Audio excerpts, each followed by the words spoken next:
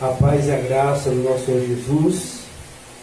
Uma boa noite a todos os amigos, irmãos que aqui se reúnem para adorar, louvar e agradecer o nome do nosso Deus. Amém? Amém. Agradecer também aqueles que nos assistem aí pela internet, pelas redes sociais, pela página da Primeira Igreja Batista do Sétimo Dia aqui de São Bento do Trairi, e aqueles também que nos irão assistir posteriormente pelo canal do YouTube. Nesse momento queremos aí agradecer a Lucivânia e a Júnior, né, que está aqui pela primeira vez no culto, né, já vi outra vez na escola bíblica. Então obrigado por participarem conosco essa noite, né? Então vamos adorar o nosso Deus, vamos adorar o Senhor. Quero convidar aqui a minha mãe, Maria de Fátima, e a Laís também para vir aqui à frente e louvar o Senhor com todos os irmãos aqui da igreja. Vocês podem pegar a coletânea também. E você aí que está do outro lado da tela também pode louvar conosco neste momento, né? Então vamos adorar o Senhor nesse momento.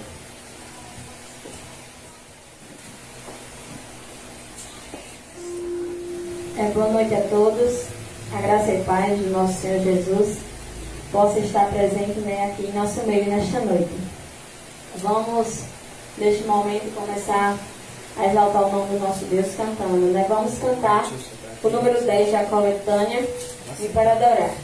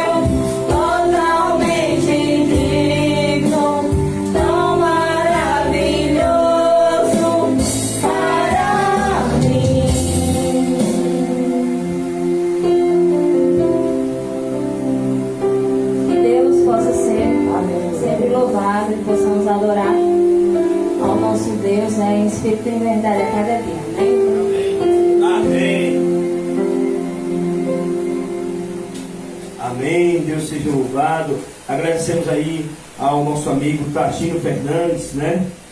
Que está assistindo conosco a nossa live. Seja bem-vindo, irmão, ao nosso meio. Antônio de Freitas, mais uma vez, Alvorada do Oeste, em Rondônia. Olha como a mensagem do Evangelho, né? A palavra dele está alcançando lugares distantes. A irmã Dori Sandra, esposa do pastor Paulinho também. Um abraço aí a todos vocês que nos assistem nesse momento. Então vamos continuar ainda adorando o Senhor. Vamos entrar em sua presença. E vocês todos são convidados a participar conosco, a louvar conosco e a interagir conosco também. Amém? Vamos neste momento então continuar, né, louvando, cantando o hino número 5 da coletânea, Aliança do Senhor.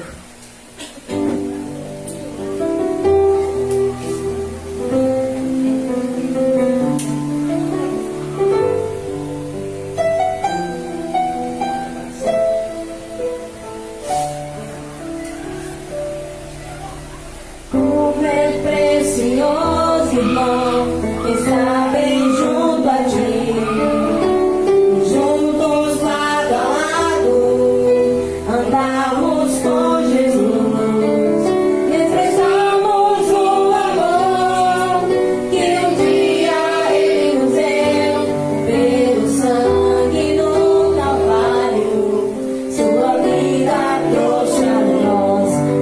Aliança do Senhor, eu tenho com você, não existem mais barreiras em meu ser. Eu sou livre pra te amar, pra te aceitar e para te pedir, perdoa-me, irmão. Eu sou com você, no amor do nosso Pai. Somos no amor de Jesus.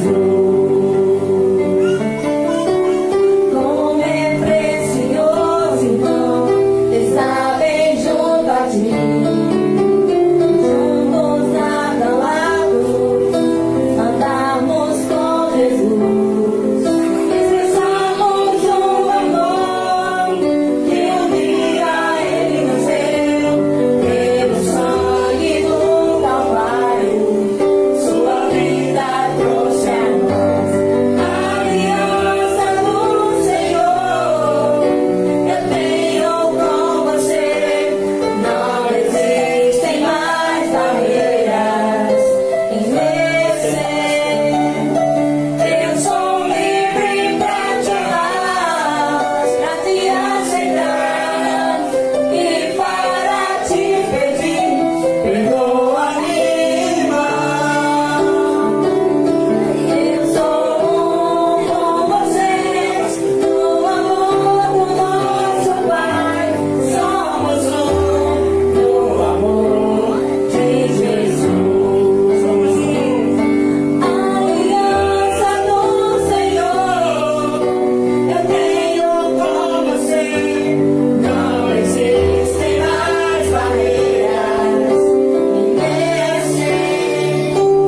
Eu sou livre pra te amar, pra te aceitar e para te pedir, perdoa-me, irmão. Eu sou com você, no amor do nosso Pai. Somos no amor de Jesus. Somos no amor de Jesus. Amém. Amém. Glorificado seja Deus. Aleluia, Deus seja louvado. Mas eu gostaria de convidar a igreja a ficar em pé. Fique em pé. Jaiane, venha mais pra cá. Ok? Vamos cantar assim, ó. Aliança do Senhor, eu tenho com você. Não existem mais barreiras em meu ser. Vai dizendo assim, ó. Eu sou livre pra te amar, pra te aceitar Você vamos lá. e para te pedir,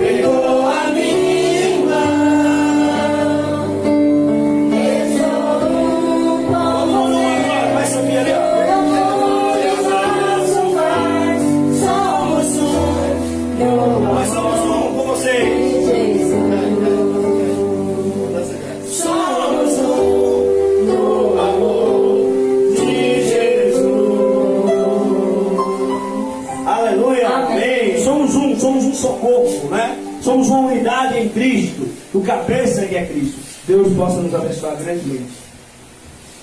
Amém, né? Vamos agora, tá todos em pé novamente, e cantarmos o número 6, Corpo e Família.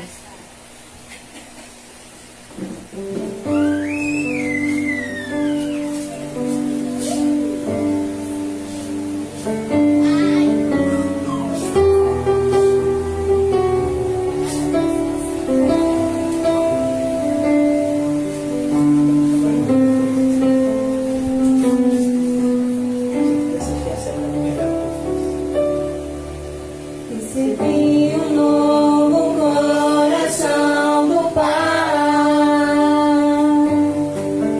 coração regenerado, coração transformado, coração que é inspirado por Jesus. Como fruto deste novo coração, eu declaro a paz de Cristo, já sou meu irmão. Preciosa é a nossa comunhão. Somos corpo e assim bem ajustados, totalmente ligados, unidos, vivendo em amor, uma família, sem qualquer falsidade, vivendo a verdade, expressando a glória do Senhor, uma família, vivendo o compromisso do grande amor de Cristo. Eu preciso de ti, querido irmão, preciosa és para mim, querido irmão. No fruto desse novo coração, eu declaro a paz de Cristo, já sou meu irmão. Preciosa é a nossa comunhão. Somos corpos e assim bem ajustados, totalmente ligados, unidos, vivendo em amor, uma família, sem qualquer falsidade, vivendo a verdade, expressando a glória do Senhor, uma família, vivendo o compromisso do grande amor de Cristo. Eu preciso de ti, querido irmão, preciosa és para mim, querido irmão. Eu preciso de ti, querido irmão, preciosa és para mim, querido irmão. Amém, amém, glória a Deus.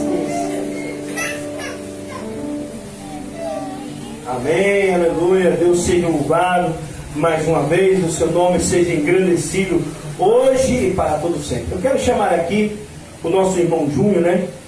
Aqui o nosso convidado especial que está conosco, que nesse momento vai fazer uma oração. E logo na sequência, minha mãe e minha esposa Laís novamente irão louvar o Senhor. Paz e graça, né? Nesse momento vamos confessar com o nosso Deus, né? Vamos fechar nossos olhos, louvar a nossa fonte e vamos orar. Oremos. Senhor amado Deus, digno ao Senhor de toda a terra e todo o céu. Amém. Pai, estamos aqui, Senhor, em reverência a Ti e até o final da nossa vida. Vamos estar assim, adorando, exaltando esse Deus maravilhoso que tem feito e vai fazer vários milagres em nossas vidas. Amém. Muitas vezes não viemos a te pedir, Senhor, essas coisas, mas dentro do nosso coração o Senhor sempre permanece, Senhor. Amém, para obrigado. nos curarmos cada dia mais. Aleluia. O Senhor, por favor, faça presente no culto aqui presente, Senhor. Amém. Para que venha abençoar cada pessoa que está ouvindo, que toque verdadeiramente o seu coração. E que nós possamos ser mudados com o teu amor e com a tua misericórdia em nossa vida. Em nome de Jesus, é isso que eu peço. Amém. Amém. Glória a Deus.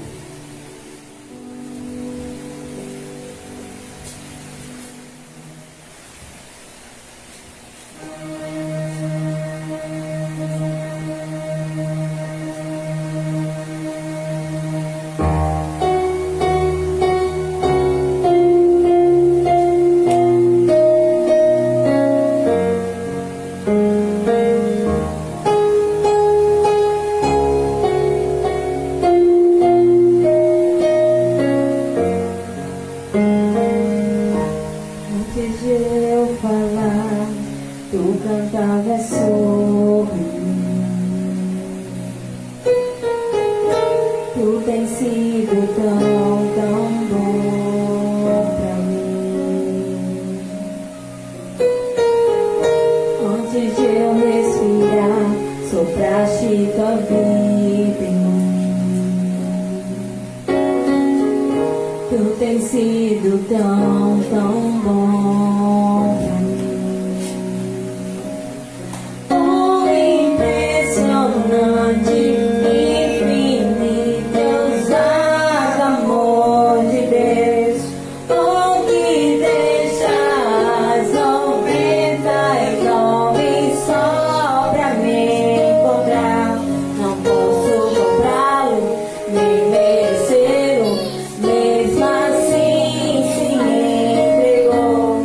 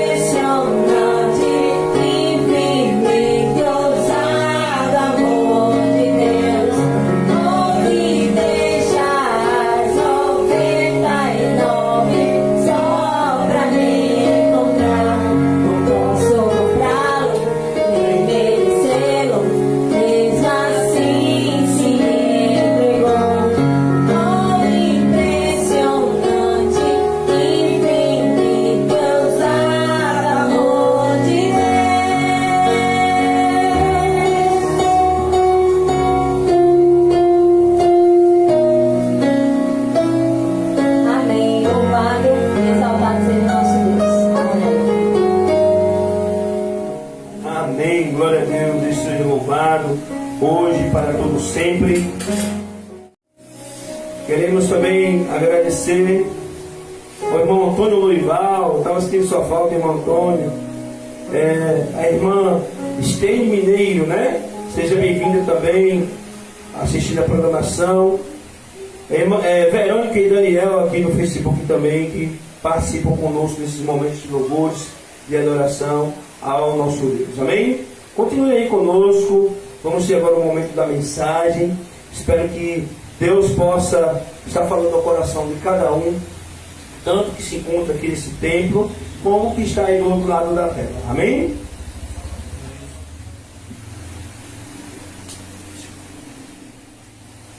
Irmãos, hoje eu gostaria de meditar com os irmãos em 2 textos bases. Primeiro, ambos estão em Coríntios, né? na carta aos Coríntios. O primeiro está em 1 Coríntios 3, 16 e 17. O segundo está em 1 Coríntios, capítulo 11, verso 29. Nós vamos fazer a leitura inicial dos 2 textos e depois nós vamos abordar um pouquinho, falar um pouquinho de cada um deles. Certo? Por favor, irmãos, abram aí. 1 Coríntios, capítulo 3, inicialmente, e depois nós iremos abrir 1 Coríntios, capítulo 11, o verso 29. Vocês não sabem que são santuário de Deus? E que o Espírito de Deus habita em vocês? Se alguém destruir o santuário de Deus, Deus o destruirá. Pois o santuário de Deus, que são vocês, em outras versões, né, diz que são vós, é sagrado, é santo. Amém? Amém? Deus abençoe, Deus seja louvado por essa palavra maravilhosa. Agora vamos para 1 Coríntios, adiantar aí, capítulo 11. União da Vitória, a irmã Steine Mineiro está dizendo que é do Paraná. Seja bem-vinda, irmã. Deus abençoe grandemente. Capítulo 11, 1 Coríntios, o verso 29. Pois quem come e bebe, sem discernir o corpo do Senhor, come e bebe para a sua própria condenação.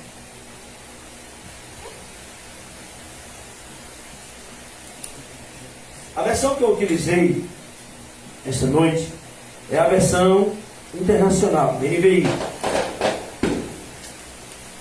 E eu gostaria de destacar um ponto interessante nesses 2 textos. Ambos falam do corpo. E muitas vezes, a forma como a palavra corpo é interpretada nos 2 textos é uma forma que muitas vezes não está no próprio texto bíblico. Eu sei que para alguns podem assustar, vocês que estão do outro lado da tela, vocês que estão aqui, acredito que alguns aqui já me ouviram falar sobre isso, e eu tenho estudado um pouquinho sobre exegese, hermenêutica desses textos, e tenho concluído que a forma como as pessoas veem o corpo, tanto em 1 Coríntios 3, 16 e 17, como em 1 Coríntios 11, 29, é uma forma equivocada. Certo? Pois, no primeiro caso, no primeiro texto, né, quem destruiu o corpo do Espírito Santo, que são vocês, Deus o destruiria, porque o corpo era sagrado. Quando a gente pensa nesse corpo sagrado, a maioria das pessoas pensam, a gente pensa no corpo físico, individual.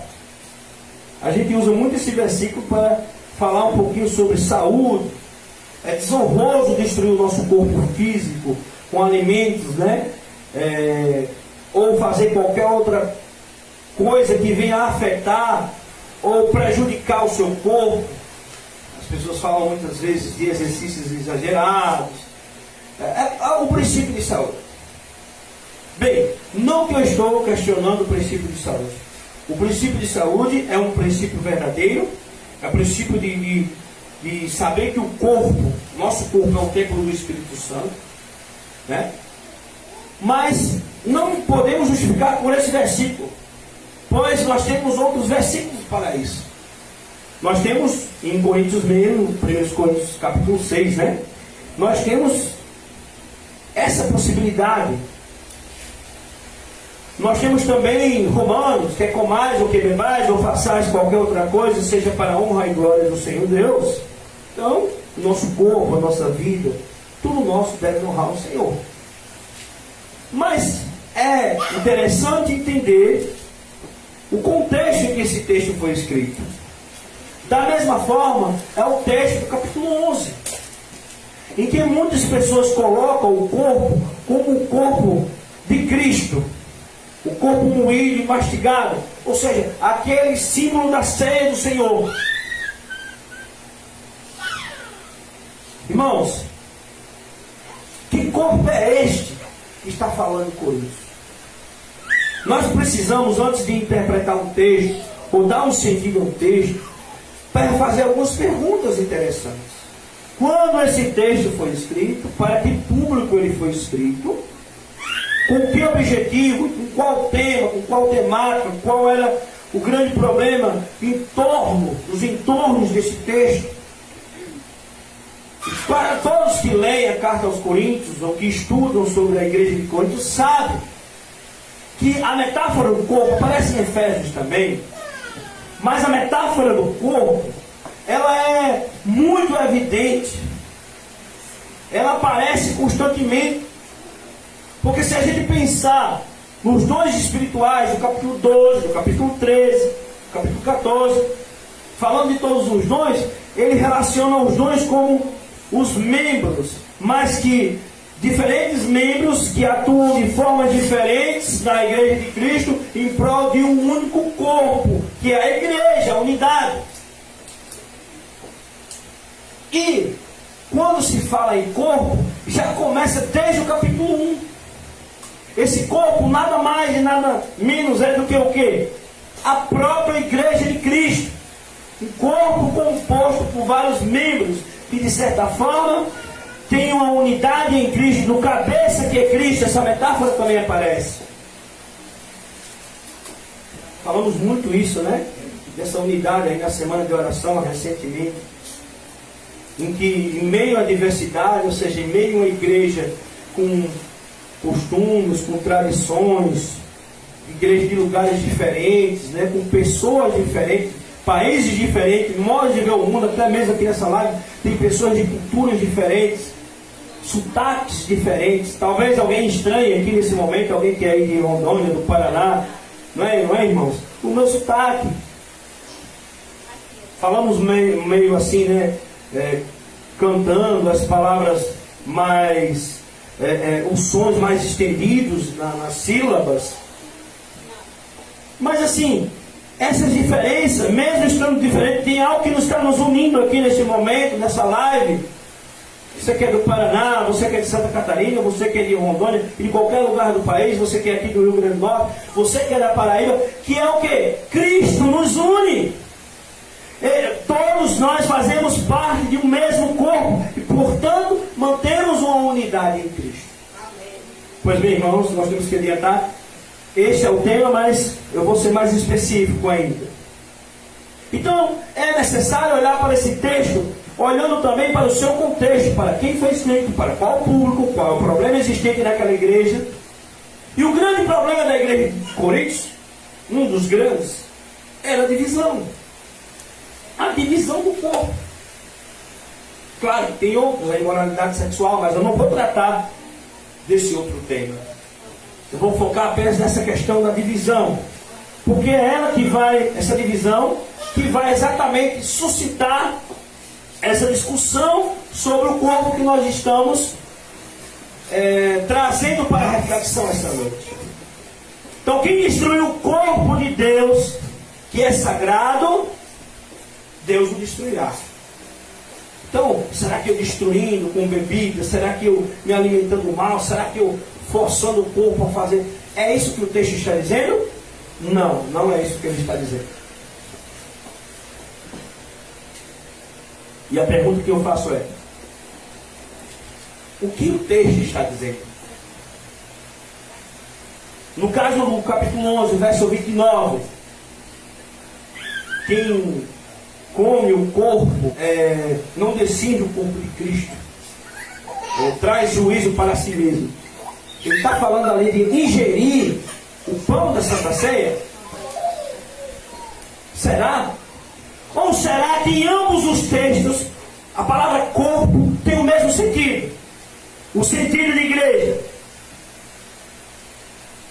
Pois é exatamente a linha de pensamento que vamos desenvolver essa noite. Nesses textos, gente, a grande questão é: a igreja local é a preocupação de Paulo. Não se refere nem ao cristão individual, o corpo físico individual do cristão, nem ao corpo de Cristo. Não. O corpo que está falando, na realidade, é o quê? A igreja. Somos corpo, e assim bem ajustados. Quando Paulo está dizendo, aquele que destruiu o corpo, que são vocês, ele fala no coletivo. O que é você não? É que são vocês, igreja. Quem destrói esse corpo, Deus o destruirá. Quem está destruindo a igreja, dividindo a igreja, porque é isso que Paulo está falando para eles. Repreendendo-os, porque eles estavam dividindo a igreja. E você percebe isso desde o capítulo 1. Pois lá no capítulo 1, você já encontra lá nos primeiros versos, do verso 1 a 4, mais ou menos, Paulo repreendendo aqueles que usavam o nome dele, ou usavam o nome de outras pessoas de influência lá na época da igreja, para se promoverem. E dividiam a igreja com isso. Eu sou de Paulo, eu sou de Apolo, eu sou de Cristo. Aqueles que não queriam decidir por um ou por outro, para dizer que é neutro. Hoje nós vivemos muito isso. Eu sou de esquerda, eu sou de direita, eu sou de Lula, eu sou de outro político, eu sou de fulano, de cicrano. E uns passam a se isentar também. Não, eu sou de Cristo. E hoje nós enfrentamos problemas parecidos com isso, porque a igreja também se divide. A grande questão é não se dividir, ter diversidade de pensamento, porque isso é normal, a gente discutiu na semana de oração. O problema é usar essas divisões para destruir o corpo de Cristo. E o texto diz, o primeiro texto da nossa análise, que aquele que destruiu o corpo de Deus, que são vós, Deus o destruirá. Capítulo 1, ele fala dessa briga, dessa divisão. Segue-se para o capítulo 3, onde nós percebemos lá nos versos, capítulo 3, versos 4 a 5, essa mesma argumentação de Paulo em torno da liderança, os problemas da liderança, aqueles que queriam se beneficiar da liderança de um ou de outro para se promover. E o apóstolo Paulo continua dizendo isso.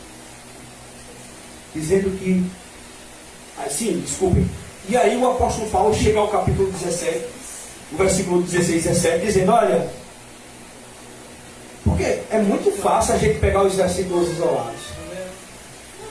Há um problema muito sério em você pegar um texto isolado da Bíblia e aplicar literalmente aquela interpretação.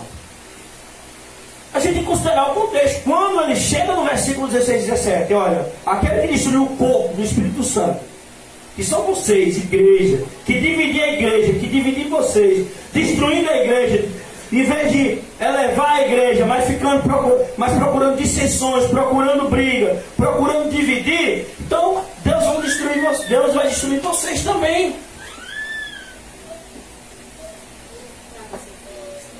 Pois, irmãos, em Cristo não pode haver divisão. E ele diz isso ainda no capítulo 1, porque ele é o único alicerce que sustenta todo o ensino, toda a teologia, toda a vida da igreja, a vida de comunidade da igreja. E homem nenhum pode ser referência para um crente sequer. Nem Paulo, nem Apolo, nem político nenhum, nem pastor tal, nem pastor A, nem pastor B. Somente Cristo, Ele é o cabeça da igreja. É isso que está dizendo. A unidade se mantém no corpo, mas esse corpo ligado a quem? A Cristo, a cabeça. Amém? Amém. Então, nesse sentido, nós entendemos o primeiro texto lido essa noite. Os versos 16 e 17 de 1 Coríntios 3.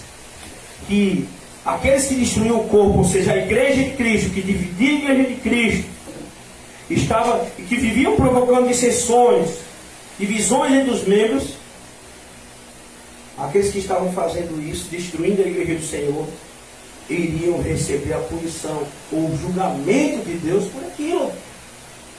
Vocês entendem, irmãos?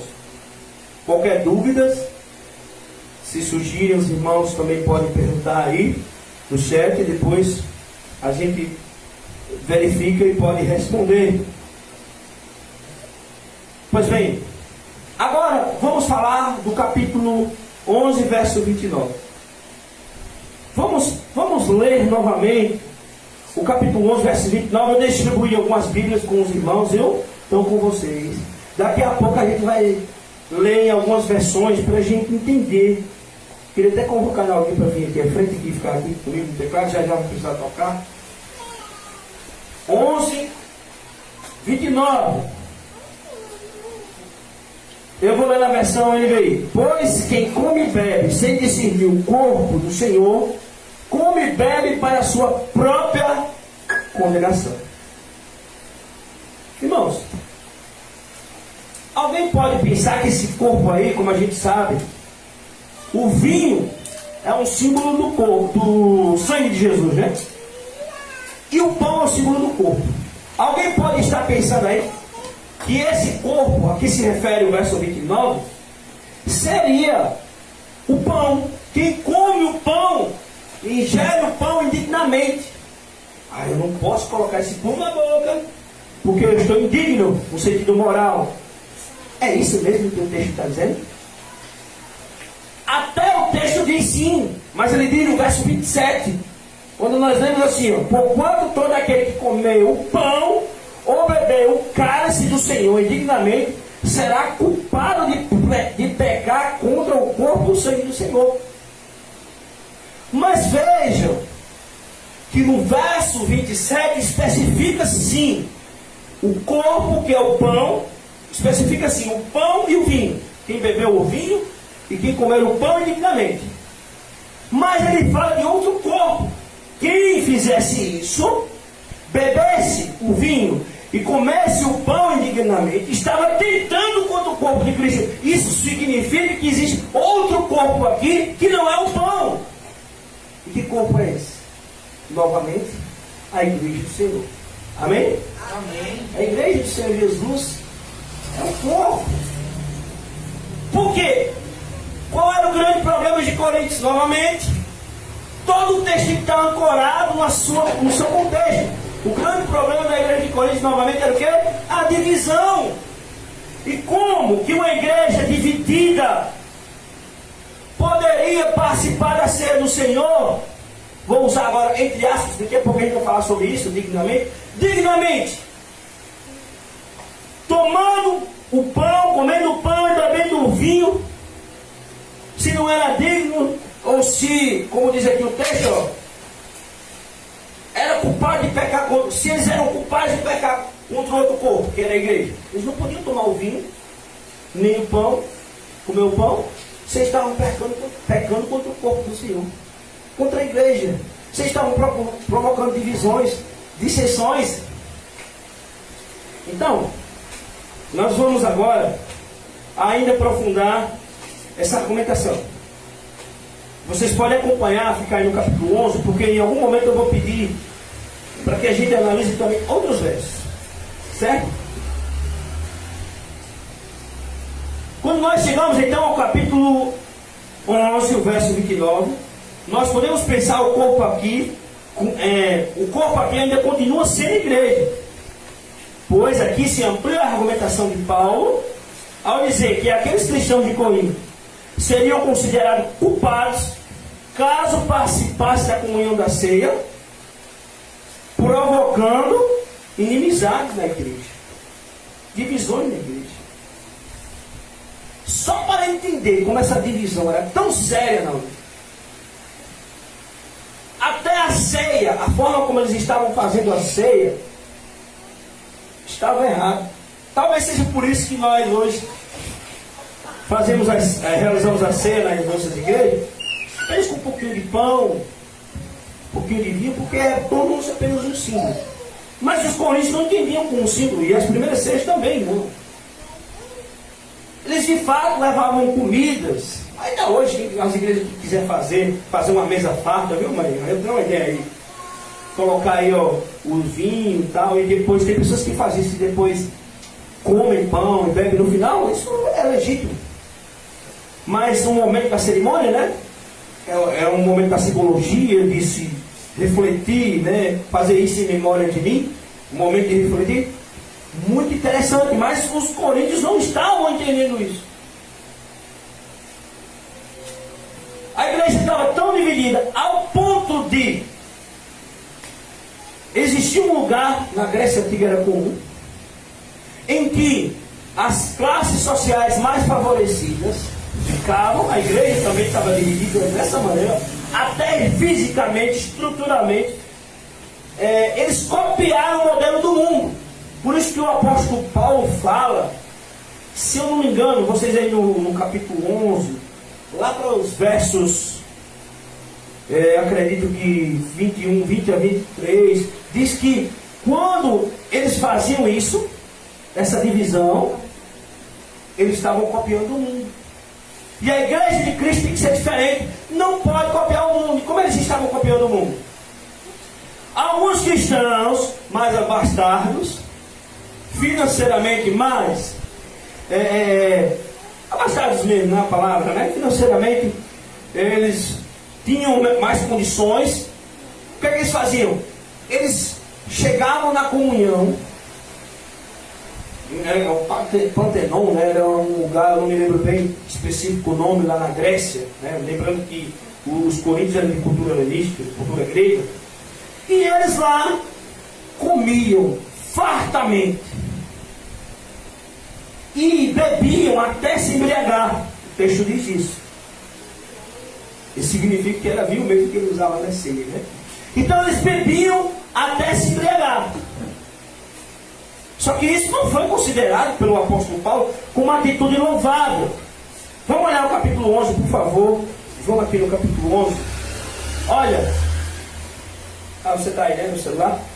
Olha o que diz. Capítulo 11, o verso 20.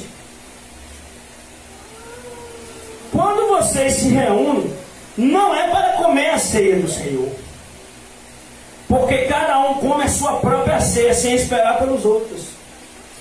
Assim, enquanto um fica com fome, outro se embriaga. Será que vocês não têm casa onde comer ou beber? Ou desprezam a igreja de Deus e humilham os que nada têm? Que eu lhes direi? Eu os elogiarei por isso? Certamente que não. Está claro esse texto. Os que tinham condições, que ficavam em um lugar específico,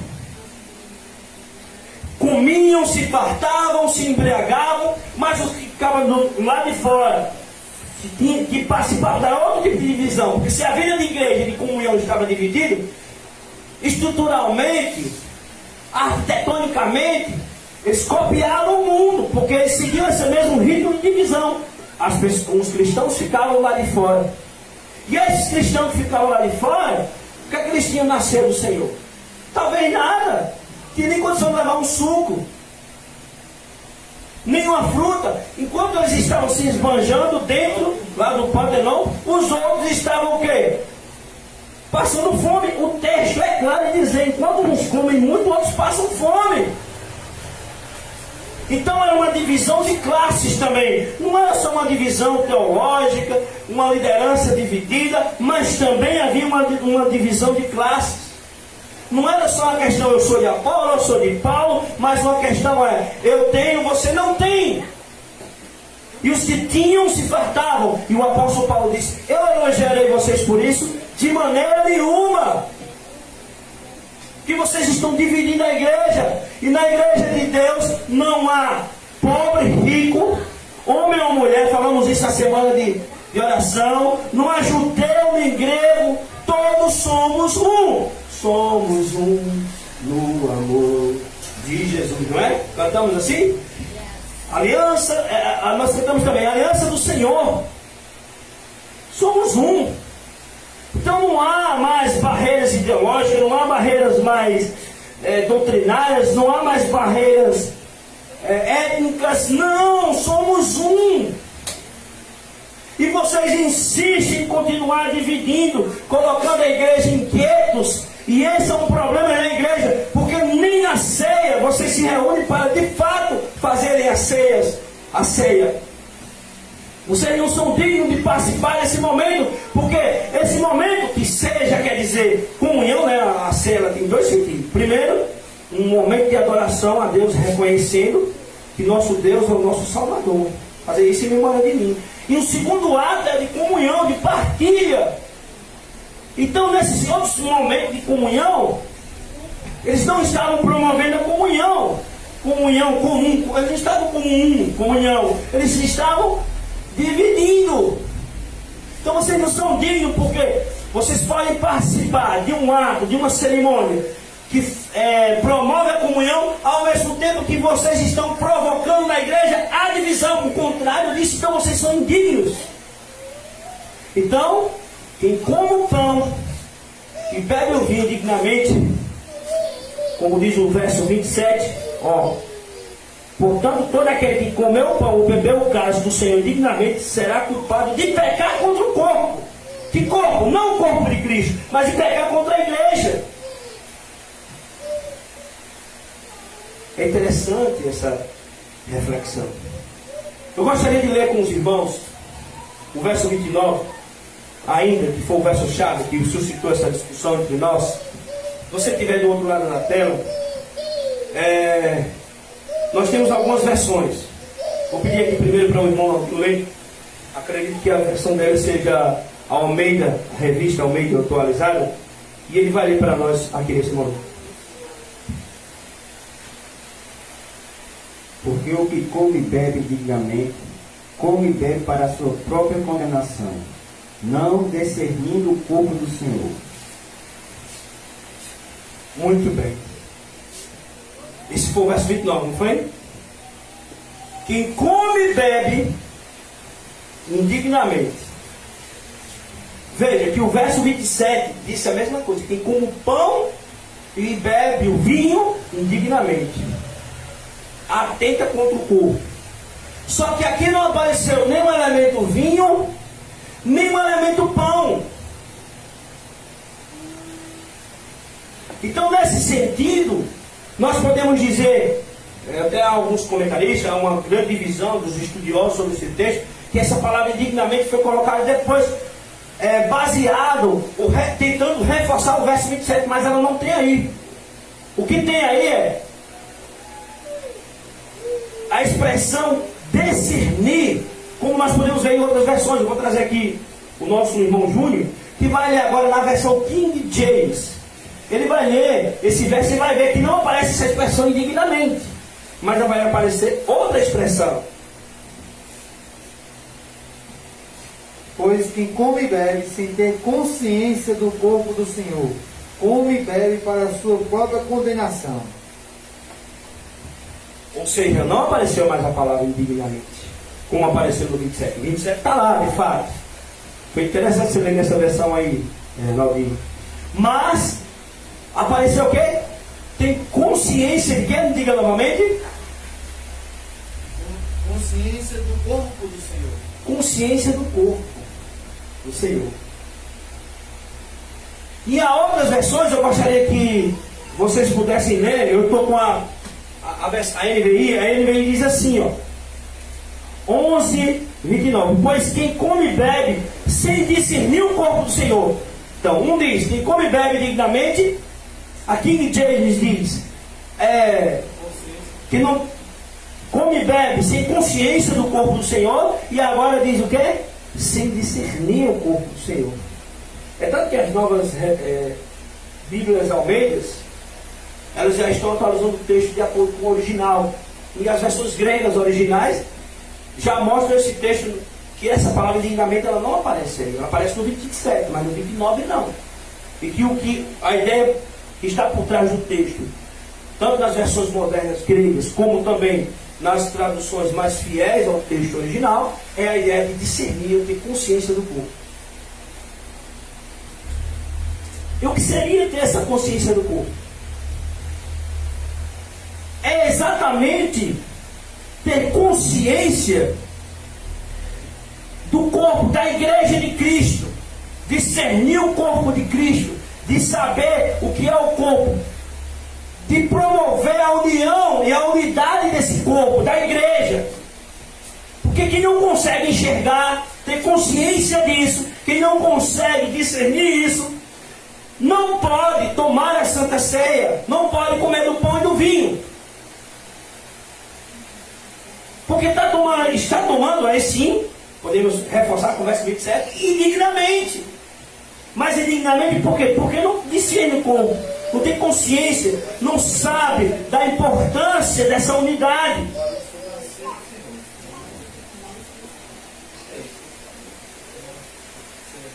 Deixa eu só completar aqui com os irmãos.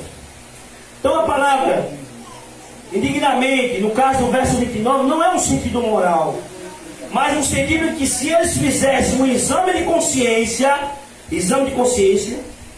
ter consciência do corpo do Senhor, saberiam que já eram culpados por dividir a igreja. Veja só, não. Vejam aí, irmãos, vocês do outro lado da tela, veja aí. Se eles fizessem um exame de consciência, como o texto aí da King James apontou, né? Eles deveriam ter consciência do corpo do Senhor, discernir o corpo do Senhor. Eles saberiam que não poderiam participar daquele momento da ceia, que era um momento de adoração, mas também de comunhão. Eles saberiam que não poderiam participar, por quê? Porque eles já eram culpados, eles tinham trazido juízo para si. E os versos seguintes, a gente não tem tempo de argumentar aqui, vai falar desse juízo. Eles se tornam culpados. É por isso que a gente tem que lembrar que Jesus manda, antes de tomar a ceia, de reconciliar com o irmão. E eles não estavam reconciliados. Eles eram culpados porque estavam provocando divisão na igreja e ainda usavam a ceia para provocar mais divisão de classes. Então estavam tomando indignamente. Esses cristãos de Corinto deveriam fazer um exame de consciência para poder reconhecer a importância do corpo de Cristo, ou seja, a importância da igreja e de sua unidade. E ter consciência de como a igreja, que esse era o papel de Paulo, levar aqueles cristãos de Corinto até essa consciência de que a igreja precisava ser um corpo, como falamos no início dessa mensagem. Porque a igreja era dividida de todas as formas. E até os dons que cada um recebia de um jeito, né? Deus diz, olha, tudo é em função do mesmo culto. E então Paulo queria despertar essa consciência. Então, eles nesse sentido eram culpados por comerem e beberem do outro corpo, que seria o pão, e do sangue de Jesus, o vinho, de uma maneira que não reconhecesse ou discernia o corpo, ou seja, o outro corpo, a igreja, no verso 29. Eles não promoviam a unidade da igreja e ainda por cima o que? Atentava contra essa unidade. Nesse sentido, podemos dizer que aqueles cristãos eram considerados culpados porque abusavam da mesa do Senhor, se fartavam e esbanjavam numa igreja totalmente dividida, preconceituosa e excludente, que fazia acepção de pessoas, rico, pobre. Então, dessa maneira, eles não poderiam participar da comunhão do Senhor da ceia num lugar onde só havia divisão. E aí a gente conclui que antes deles participarem dessa comunhão, qual era o papel que eles deveriam fazer? O que eles deveriam tomar a decisão? Reconciliar-se com todos os outros irmãos, reconhecer o corpo, ter consciência da importância do corpo, dessa consciência da igreja como uma unidade. Então sim eles poderiam participar. E aqui eu vou concluir. Já peço aqui aos irmãos e às irmãs que se preparem para o louvor final, concluindo, apelando ao coração. Nós não estamos num culto de Santa Ceia, não. Mas eu não disse em nenhum momento que esse texto não pode ser aplicado à Santa Ceia. Na realidade, o tema principal aqui não é a Santa Ceia. Ele usa a Santa Ceia como exemplo. Que muitas pessoas estavam usando a Santa Ceia ou tomando a Santa Ceia erroneamente. O grande tema, mais uma vez, volta a dizer, é a divisão do corpo de Jesus. Então, eu acredito que deve ter pastores, familiares de pastores. Eu acredito que deve ter membros, ou diáconos talvez, que cooperam, que são afincos na igreja, nos cerimoniais da igreja, assim como aqueles sacerdotes no Velho Testamento, em promover as nossas igrejas e fazer nossas igrejas, e é uma atitude louvável a Santa Ceia. E talvez pensem ou reflitam apenas na atitude cerimonial de reconhecer Jesus como Senhor e Salvador. Amém? Parabéns por isso. Amém. Mas se você é um pastor, um irmão, um diácono ou alguém da igreja que coloca a liderança contra outros, ou se você vive promovendo ou dividindo a igreja, eu sou de fulano, eu sigo o pastor ciclano, isso, aquilo, eu concordo com o ciclano, rejeito o outro. Se você é aquela pessoa que vive dividindo a igreja, fazendo acepção de pessoa, rico ou pobre,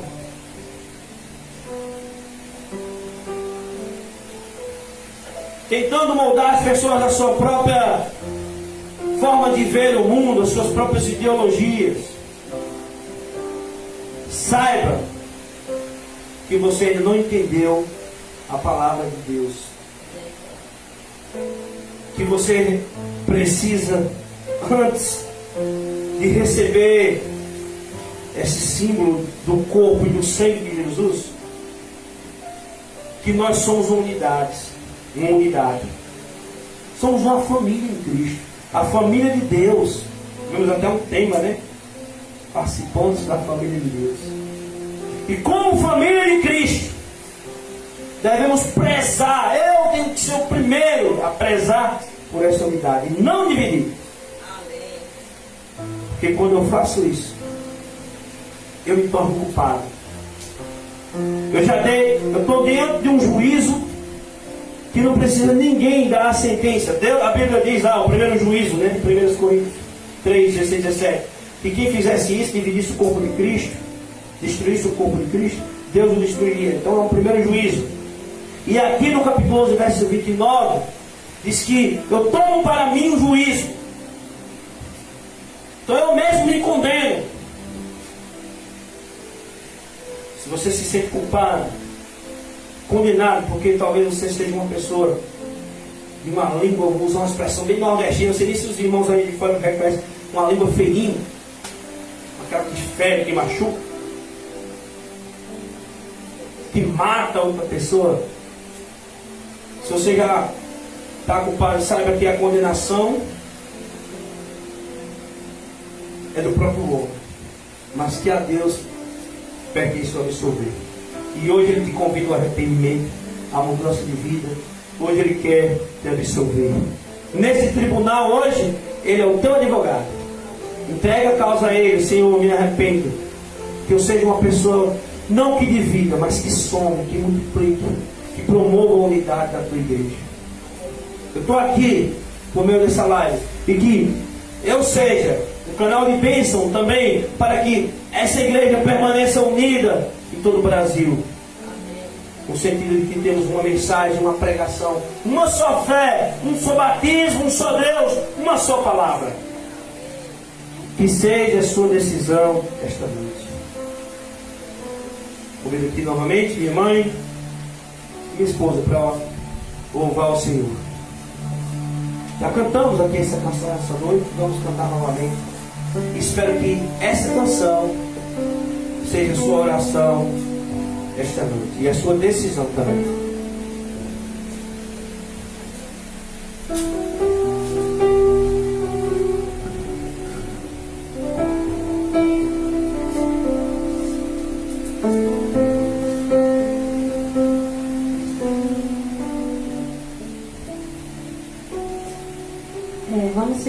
todos em pé. Cantarmos número 6, Corpo e Família.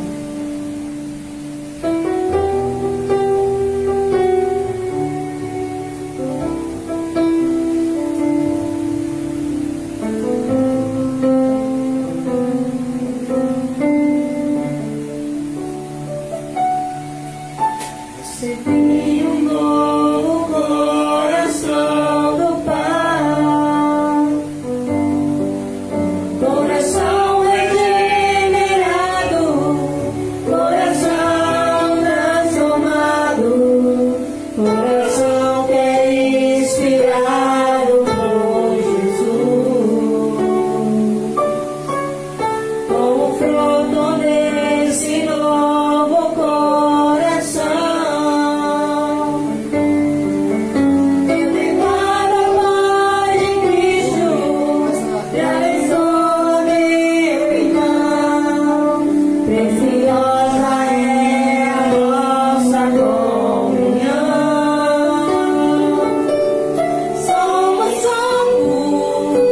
da semelhança dos chatos, totalmente ligados, unidos, vivendo em amor, uma família, sem qualquer falsidade, vivendo a verdade, expressando a glória do Senhor, uma família, vivendo o compromisso do grande amor de Cristo. Eu preciso de ti, querido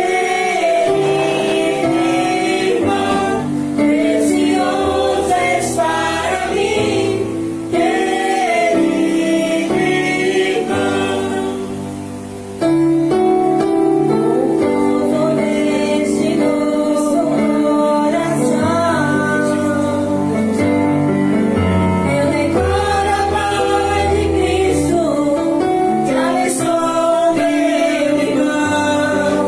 Preciosa é a nossa comunhão.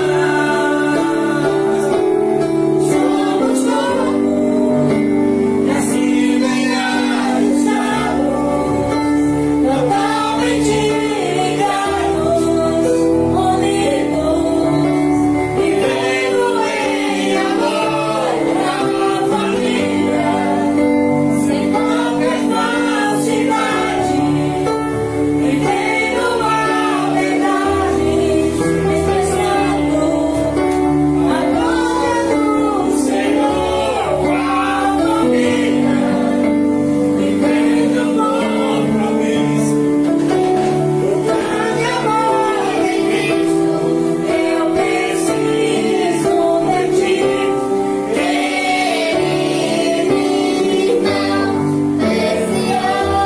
vivendo o compromisso do grande amor de Cristo. Eu preciso de ti, querido irmão, precioso és para mim, querido irmão. Eu preciso de ti, querido irmão, precioso és para mim, querido irmão. Amém. Glória a Deus. Amém, aleluia. Amém. Deus seja louvado. Convido os irmãos aí nesse momento a orarem comigo mais uma vez, para que Deus possa fixar esses louvores, essas mensagens no nosso coração. Porque esse louvor já fala por si só, todos os louvores, né, cantados hoje. E a mensagem, ela apenas está no mesmo campo, ela apenas amplia o que a gente já tinha cantado essa noite. Então vamos orar. Um abraço novamente ao irmão Eliseu, a irmã Claudete entrou depois. Pois bem, vamos orar nesse momento. Senhor Jesus, maravilhoso Senhor, obrigado, Pai, por esse culto de hoje tão abençoado em nossas vidas. Amém. E possa abençoar as pessoas que aqui vieram, se reuniram essa noite. Mas também que venha, Senhor Deus, abençoar aqueles que nos assistiram. Estão concluindo aqui o seu momento, que permaneceram conosco até do início até o final, ou aqueles que entraram em algum momento, que vai abençoar, seja por meio de um louvor, ou parte da mensagem, a vida de cada um. Tanto aqui na nossa região, no Nordeste, na nossa cidade, no Rio Grande do Norte, na Paraíba, como nos lugares mais longínquos desse país, e como sabemos até irmãos de fora da Angola, a gente tem nos acompanhado, e o Senhor Chico também até eles. Amém. Pois apesar de estarmos separados pelas distâncias, pela língua talvez, pelas culturas e tradições, nós podemos aqui confessar o mesmo Senhor, o mesmo Deus, uma mesma fé, o mesmo batismo. E é isso que nos mantém, Senhor Deus, unidos aqui. E nos manterá ainda unidos, como família, como foi cantado essa noite. Então permanece, Senhor Deus, em nosso meio.